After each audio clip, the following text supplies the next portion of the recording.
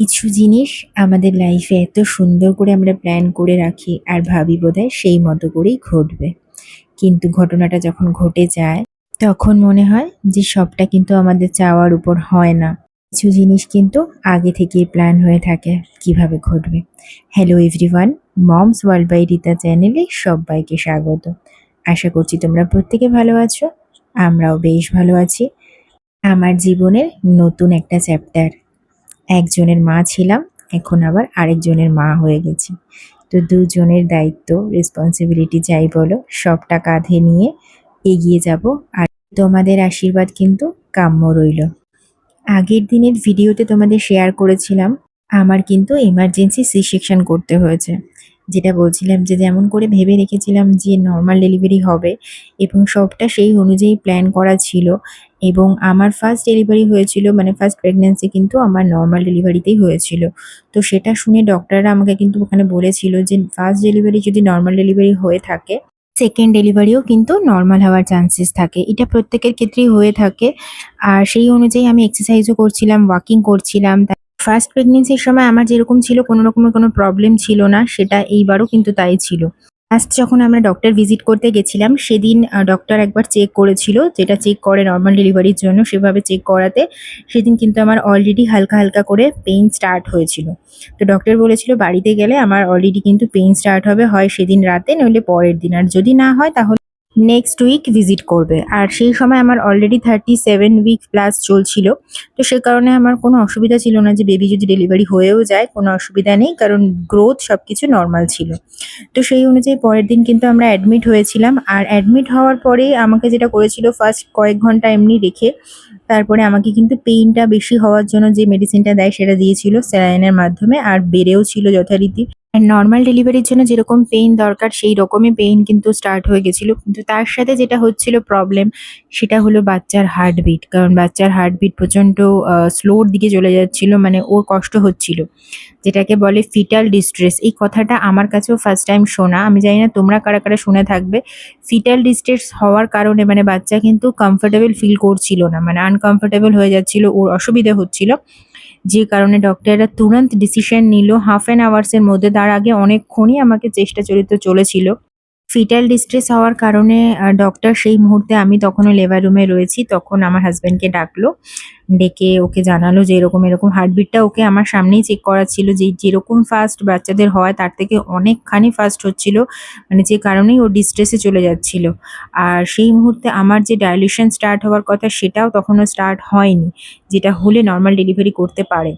15 মিনিটের মধ্যেই কিন্তু ফর্ম সই করার যেটা ব্যাপার থাকে, যে একটা অপারেশন হলেই তো একটা সই করে বাড়ির লোকেদের কাছ থেকে, তো সেই সইটা করিয়ে নিয়েছিল মিস্টার পলকে দিয়ে।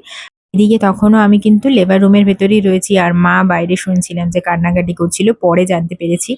আর আমারও কিন্তু পেইনটা এত লেভেলে স্টার্ট হয়ে গেছিল, আমার তখন মনে হচ্ছিল যে কোনো উপায় হোক পেইনটাকে স্টপ করা হোক। তো সেই সময় অ্যানাস্থেশিয়াকেও ডেকে নেওয়া হয়েছিল এবং তার সাথে বাচ্চাদের ডক্টর তাকেও ডাকা হয়েছিল। তো সব মিলিয়ে যাই হোক স্টার্ট করে দিল ওরা সিজার করা। এবং সেই পিঠে যে ইঞ্জেকশনটা দেয় সেটা দিয়েছিল, আর সেটা দেওয়ার সাথে সাথেই মানে ওই ২-৩ সেকেন্ডের মধ্যেই কিন্তু আমার পেইনটা গায়েব হয়ে গেছিল। আর তার সাথে যেটা হয় যে বুকের পোরশনের পর থেকে কিন্তু আর কোনো সেন্স থাকে না। যখন সিজারটা করা ওরা স্টার্ট করলো সেই সময় যে আমি আমার চোখটা বন্ধ করেছি, লাস্ট মুহূর্ত যখন কমপ্লিট হয়ে গেছে তখন আমি আমার চোখ খুলেছি। ठीक है। रेशन कार्ड आप ही देंगे कि यहाँ से देंगे? वहाँ पे ऑफिस करने देंगे। पूरी फाइल बना के दे देंगे आपको, ठीक है?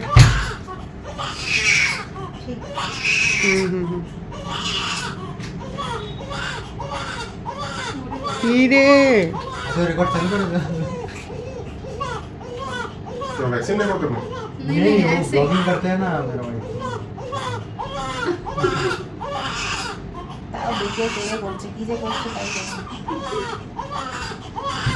এখানে অ্যাকচুয়ালি ডক্টর এসেছিল। তো ডক্টর এসে ওকে চেক আপ করলো আর তার সাথে ওর একটা ইঞ্জেকশন থাকে, সেই ইঞ্জেকশনটা ওকে দেওয়া হলো। আর ওর জন্য কি কি করতে হবে সেগুলো আমাকে বলে দিল, সেটা তোমাদেরকে আলাদা একটা ব্লগে আমি শেয়ার করব। আর আমার যে সিজারটা করা হয়েছিল, সিজারের তো ২-৩ রকমের ভাগ থাকে। আমার যেটা করা হয়েছিল, যেভাবে আমার পেটটা কাট করা হয়েছিল সেটা LSCS, যেটা মানে হচ্ছে lower uterine segment caesarean section. তো এইভাবেই কিন্তু আমারটা করা হয়েছিল, একদম তলপেটের নিচে করা হয়েছে। একটা জিনিস তোমাদেরকে বলি, সিজার করার সময় আমার যে অভিজ্ঞতাটা হয়েছিল, আমার না মানে প্রচণ্ড উপরের পোর্শনটা কাঁপছিল, মানে বুক থেকে পুরো বডি আমার কাঁপছিল, মানে যতটুকু পোর্শন আমার সেন্স ছিল ততটুকু প্রচণ্ড কাঁপছিল, মানে আমি লিটারেলি মানে শীতে কাঁপার মতো কাঁপছিলাম সেই সময়। তারপরে ডক্টর কিছু একটা ইঞ্জেকশন দিয়েছিল আমাকে, তারপর অনেকক্ষণ পর ওটা ঠিক হলো, মানে থরথর করে কাঁপার মতো হচ্ছিল। এই যেহেতু আমার এমার্জেন্সি সি সেকশন হয়েছিল সে কারণে আমাকে কিন্তু ক্যাথেড্রালটাও পরেই লাগিয়েছে। যেটা হয় যারা প্ল্যানফুলি সি সেকশন করে তাদের ক্যাথেড্রালটা আগে লাগায়, আমারটা দেখলাম যে আমারটা পরে লাগিয়েছিল। তোমাদেরকে বলছি, আর আমরা উপরে শিফট করে গেছিলাম। এই যে দেখো আমাদের রুমটা, এরকম একটা বেড আমাকে দিয়েছে যেটা চারদিক থেকে ঘেরাও রয়েছে, আর দুপাশে দুটো বেড, একটা সোফা রয়েছে। তো রাতে যেহেতু মিস্টার পল আর মা দুজনেই ছিল, তো সে কারণে দুজনে থাকার জন্য কিন্তু বেশ সাফিসিয়েন্ট। একটু মিরার আছে, টিভি রয়েছে, আলমারিও দিয়েছে, এখানে জায়গা স্পেসটা ঠিক আছে।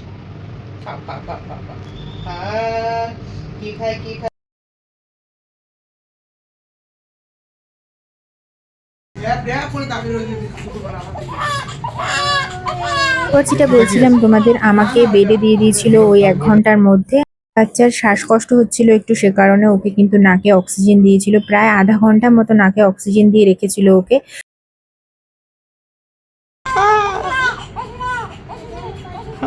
কি হবে?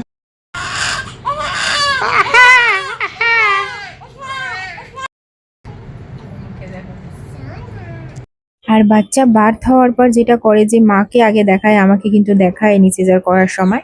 তো সেই সময় চট করে ওরা নিয়ে গেছিল পাশের রুমে অক্সিজেনটা দেওয়ার জন্য, যেহেতু ওর ব্রিথ নিতে অসুবিধে হচ্ছিল। আর বলছিল যদি নর্মালাইজ না হয় তাহলে কিন্তু এনআইসিইউতে দিতে হবে। তো সেই হসপিটালটা আবার একটু দূরে আছে যেখানে আমরা আছি। তো সেটা নিয়ে বাড়ির লোকেরা খুব টেনশনও করছিল, আমি সেই মুহূর্তে কিছুই জানি না, পরে জানতে পেরেছিলাম। তো দেখা গেছে হাফ অ্যান আওয়ার্সের মধ্যে কিন্তু ওর ব্রিথ ও নর্মালভাবেই নিতে পারছিল, তো ওকে আর দরকার পড়েনি সেগুলো করার। তো যাই হোক, সবকিছু নর্মালাইজ ভাবে হয়ে গেছে, আর আমারও হেলথ মোটামুটি ঠিক ছিল তখনও অবধি। তারপরে যেটা করেছে, আমাকে বেডে দেওয়ার পর বেশ কিছু ইঞ্জেকশন দিয়েছিল, পেইন কিলার, তারপরে আরও অ্যান্টিবায়োটিক কিছু দিয়েছিল। তারপরে আমার হেডটা বলেছিল যেন আমি সিধে রাখি, হেডটা যেন আমি একদম না উঠাই, তাহলে কিন্তু ওই বমি হওয়ার চান্সেস থাকে। আর সিধে হয়ে শুতে হবে, নড়াচড়া করা যাবে না। আর বেশ কয়েক ঘন্টা আমাকে কিন্তু কোনো রকমের ওরালি কিছু দেয়নি। পরের দিন আমি সকালে জল খেয়েছিলাম, তাও একদম সামান্য অল্প অল্প করে জল, জাস্ট গলা ভেজানোর মতো করে। পরের দিন যখন ওই সকাল 11টা নাগাদ আমাকে উঠিয়ে হুইল চেয়ারে বসালো যে উপরে ফ্লোরে নিয়ে আসবে, সেটা আমার কাছে মানে সেই অভিজ্ঞতাটা ভীষণ, কি বলবো, মনে হচ্ছিল যেন হার্টবিটটা থেমে যাবে, মানে এই বোধহয় দমটা শেষ হয়ে যাবে, মানে আমি মানে লিটারালি আমি উঠে বসতে পারছিলাম না। আর এটা বোধহয় সবারই হয়ে থাকে। যাই হোক, ফাইনালি আমরা এই রুমটাতে এখন শিফট করে গেছি, আর এখন ওই রাতের টাইমটা আমাকে মিস্টার পল হাঁটাচ্ছিল, কারণ হাঁটাটা ভীষণ ইম্পর্টেন্ট। একটা কথাই বলবো যে সিজার হোক নর্মাল হোক দুটোর জন্যই মেন্টালি প্রিপারেশন নেওয়াটা ভীষণভাবে দরকার। কারণ নর্মাল ডেলিভারিতেও অনেকে ভয় পায়, যেটা আমার কিন্তু ছিল না ভয়, কারণ আমি আগে থেকে মেন্টালি সেই প্রিপারেশনটা নিয়েছিলাম। প্রথমবার যেহেতু আমার হয়েছিল নর্মাল ডেলিভারি, কিন্তু সিজার করতে হবে এটা আমার ধারণার বাইরে ছিল, তো সেটাও হলো। তো ওই জন্যই একটা কথা বলে না, সব কিছু আমরা যেরকমভাবে প্ল্যান করে রাখি সেরকমটা হয় না। তো আলটিমেটলি যেটা হওয়ার সেটা হয়, আমরা চেষ্টাটাই করতে পারি।